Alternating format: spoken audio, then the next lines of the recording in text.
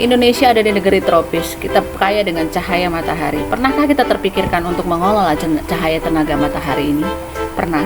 Tapi teknologinya berkesan dengan investasi yang mahal. Pembahasan kali ini mungkin akan merubah pemandangan Anda mengenai hal ini. Kita akan membahas mengenai belanja menjadi investasi. Silahkan disimak. Halo, kembali lagi dengan Design and Build dengan saya Gandes dari Design and Build. Sekarang bersama Bang Laurentius Silalahi dari Energi Surya Terpadu. Pada part pertama dan kedua kita sudah membahas dengan detail mengenai PLTS, solar panel, dan sistem pemasangannya. Kali ini kita akan membahas mengenai hitung-hitungannya dan keuntungan dari PLTS ini juga bisa mengubah biaya belanja listrik menjadi investasi. Ada yang bilang katanya itu produk ini untuk solar cell itu termasuk produk mahal. Dan kemudian masalah polusi. Nah itu gimana Bang ceritanya? Abang pernah apa pertimbangan yang pernah pakai untuk rumah tinggal atau unit usaha ruko gitu Bang? Kira-kira. Jadi kalau cerita mengenai mahal itu, mahal murahnya itu sebenarnya harus dihitung dari dari nilainya, bukan dari jumlahnya, ya. Seperti kalau dibilang mahal solar panel ini, saya bilang malah mahal, malah lebih menguntungkan, malah lebih murah jadinya kan, lebih menguntungkan daripada kalau saya bandingkan itu cuma saya bilang dibandingkan atap yang paling murah sekalipun ya betul, lebih baik atap solar panel ini, karena atap solar panel ini bisa menghasilkan, sementara atap yang paling murah sekalipun spandek yang murah per meternya, per lembarnya pun tidak bisa menghasilkan, hanya akan menjadi uang yang terbuang. Alangkah baiknya uang terbuang ini kita pakai untuk membeli solar panel saja, karena solar panelnya bisa menghasilkan, ya kan? Ya, uang spandeknya itu kita pakai ke situ, tinggal kita tambahin lagi atau kita cicil pun boleh, karena sekarang kan banyak ada KTA, ada KUR yang bunganya sangat kecil ya, dari Bank Mandiri, dari Bank BCA, Bank BRI, Bank BNI yang bisa mendukung untuk investasi ini gitu ya. Kalau misalnya seperti dia investasikan misalnya di rumah 2.200 ya, bisa diinvestasikan 2.200, itu paling sekitar investasinya 22 juta segitulah ya. Padahal dengan 22 juta ini, itu solar panel itu akan memproduksi listrik sampai 25 tahun. Oh ya? Gitu. Karena garansi tadi ya Bang ya? Iya, garansinya kan, garansi powernya solar panel itu 25 tahun. Jadi solar panel yang 2.200 itu kalau di Jakarta itu rata-rata sepanjang tahun itu akan memproduksi 4,5 jam. 4,5 jam. Di Jakarta ya, 4,5 jam. Jadi 4,5 jam kali 2.200 tadi. Iya. Ya kan?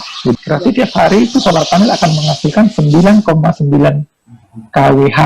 9,9 kWh. Ya. Oke. Iya. Saat ini kan 1 kWh itu sekitar 1.500 lah. Ya. Tetapnya kan 1.467,28. Tapi karena ada abodemen, kalau kita pakai token, itu sebenarnya jadi 1.500. Betul. Ya, jadi kalau 9,9 kali 1.500, berarti solar panelnya tadi sudah menghasilkan setiap hari rata-rata 14.850. Rata-rata sepanjang hari ya. Itu artinya bisa lebih pada waktu musim panas, musim kemarau, bisa kurang pada saat musim hujan. Tapi rata-ratanya sepanjang tahun adalah 14.850. Itu rata-rata. 165 hari ya. Jadi dalam waktu dekat sudah bisa balik modal 3-4 tahun lah itu ya, 22 juta. Iya, kan 14.850. Kalau dikali 365 berarti dia udah dapat 5.420.250, itu 1 tahun. 1 tahun. Ini kan kalau kita kali 4 aja, 4 tahun udah 21.681. Iya, 4 tahun balik modal sebenarnya. 4 tahun, padahal masih ada 21 tahun lagi keuntungannya. Jadi itu 22 juta itu sudah termasuk baterai, udah termasuk apa? Baterai nggak pakai karena on grid. On grid. Nah, on grid itu jadi itu udah termasuk instalasi ya Bang? Udah dari Abang semua? Sudah semua. Juga, dudukannya juga udah ya? Sudah terpasang. Sudah sampai on lah, udah on. Tapi maksudnya gini Bang, tadi kan ada 2 jenis tuh, yang satu atapnya pakai dari punya Abang nih. Ya, atap. Jadi atap yang ditaruh di atas atap itu model yang segitu. Oh, itu jadi dia hanya Nah, beberapa panel doang ya. Jadi dia nggak jadi atap gitu di panel listrik ya. Lihat dari besar kebutuhannya si rumah tinggal ini tadi. iya betul. Yang itu aja yang kita pasang di atas atapnya ya. Nggak perlu kita Iya. Nah, untuk yang instalasi solar panel set sama rangka-rangkanya sama eh, apa namanya sama inverter on grid atau hybrid itu sekitar 600 juta lah kalau 62 kilo. sekitar 600 lebih lah ya. Sekitar 600. Juta. Baterai udah termasuk yang instalasi ini tadi semua ya Bang ya. Kayak remnya, dudukannya itu udah termasuk semuanya ya. Iya, ini udah termasuk semua dudukannya semua udah ada, tapi baterainya belum ada tuh. Oh, baterai belum ya? Belum termasuk baterainya. Belum ada termasuk baterai. Ini baru hanya ini aja. Ini sistem yang Ya. 600 juta itu tadi, itu dia sistem Iya. yang on grid berarti. Jadi ini kita bisa bikin hybrid juga. Kalau misalnya di sana belum ada instalasi PLN, kita pasang hybrid dulu. Baterainya itu kita sesuaikan hanya untuk dipakai kan kemungkinan hanya untuk backup saja. Maksudnya backup atau kalau pas lagi cuacanya itu misalnya apa namanya mendung, dia di backup sama baterai ini. Kan tiba-tiba nanti ketutup awan ya di backup baterai. Hanya itu aja. Karena kan biasanya power industri kan sampai siang saja, dia malam kan enggak. Nggak lagi beroperasi. Oke. Iya, jadi baterainya bisa minim. Betul. Tuh.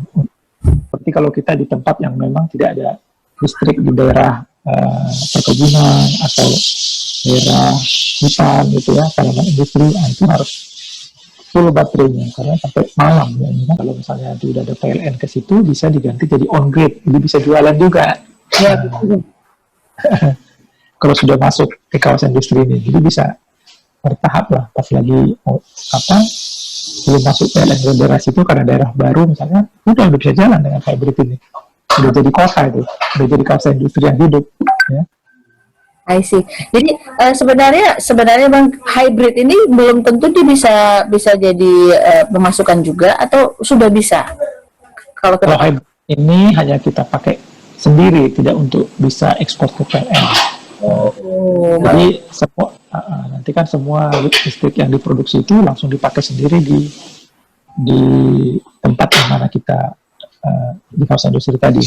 Tadi kan di gedung itu tadi kan, ya. kalau ada gambar pabriknya itu di pabrik itulah kan di situ mungkin ada alat apa namanya peralatan listrik, ada mesin-mesin apa yang harus dihidupin kan, itulah.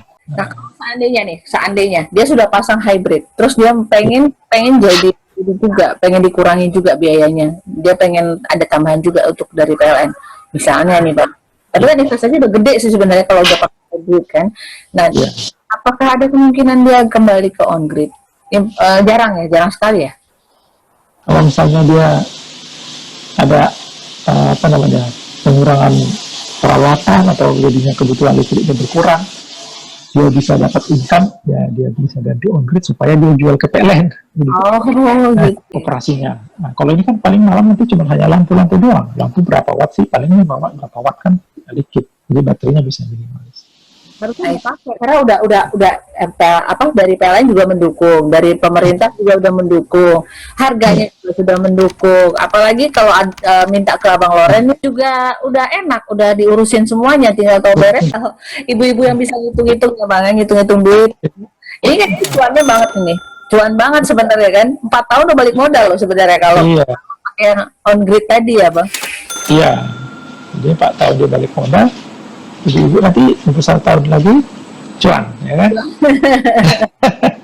Jadi bisa beli lagi yang berikutnya lagi. I see. Beli lagi yang berikutnya lagi, gitu kan? Jadi sebenarnya kalau kita mikir ya, kalau sehari-hari sebulan itu sudah ada budgeting untuk bayar PLN. Nah, ini sementara berarti dialihkan dulu bayar PLN ini ke KTA tadi ya misalnya. Iya, terkukur ya. Okay. Seperti itu. Kita baru bahas tadi sama teman tadi ada yang kita buka tadi. Ada 25 juta kur itu ya. Kalau dia misalnya dia bayar 5 tahun itu cicilannya cuma hanya 600.000 apa? Ya, sebulan itu. Iya. Sebenarnya kan itu udah bayar listrik sebulannya itu aja itu. Iya, betul. Padahal kan tadi investasinya 22 juta. Masih dapat 3 juta dia di depan. Dia ambil 25 juta kan, cicilan 600.000. Padahal kan 600.000 tadi uang listriknya dia. Betul. Jadi dialihkan ya Bang ya, betul. Dialihkan Dialihkan untuk bayar cicilan, dia udah dapat di depan 3 juta lebih tadi. 25, 3 juta lagi dapat di depan duit untuk belanja apa? Lebihnya beli apa nih? Mau beli cincin apa bisa. Nah, nah ini Gitu. kemarin sempat ada bilang katanya, kalau kita seandainya pasang ini nih, nanti kan kita nggak ke PLN lagi dong, berarti PLN yang bayar ke kita dong. Nah itu cara pembayarannya gimana? Dia bilang, berarti tadi terjawab sudah ya Bang ya, 35%. Jadi pemotongan 35%-nya ya. Jadi tetap kita bayar ke PLN, tagihannya meteran itu jalan, dipotong 35%. Yang kita ekspor ke PLN itu harganya di diskon 35% kalau kita jualan. Kalau kita beli tetap 1.500 tadi. Oh, oke. Malam-malam kan kita beli nih 1.500 per KWH-nya. Waktu kita jual lebihnya. Dibeli PLN itu hanya 975 per KWH.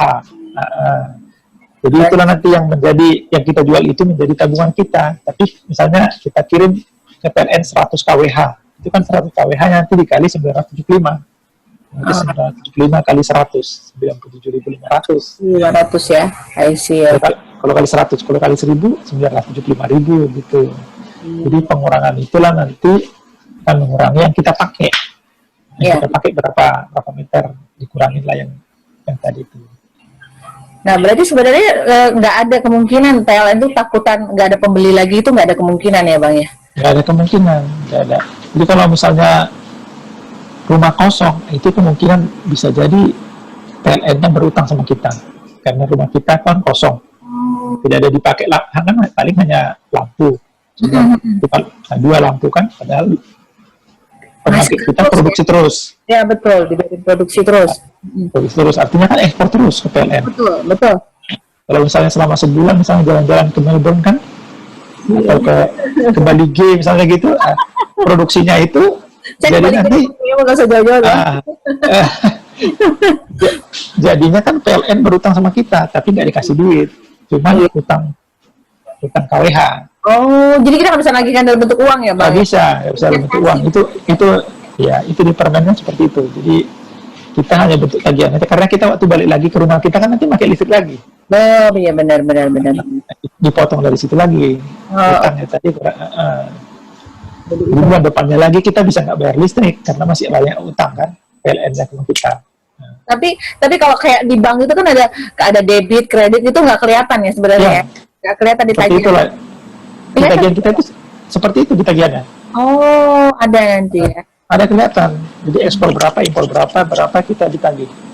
Kalau kita lebih banyak ekspor, impornya lebih sedikit kan kelihatan. Oh, yang berutang itu bukan kita, PLN yang berutang. Jadi kita nggak usah bayar apa-apa. Kelihatan. Nah, kalau rumahnya kosong. Masuknya gini Bang, hebat kan ya bisa mengubah biaya belanja listrik menjadi suatu investasi. Masih ada sedikit lagi pembahasan, silahkan mengikuti untuk part 4 yang terakhir.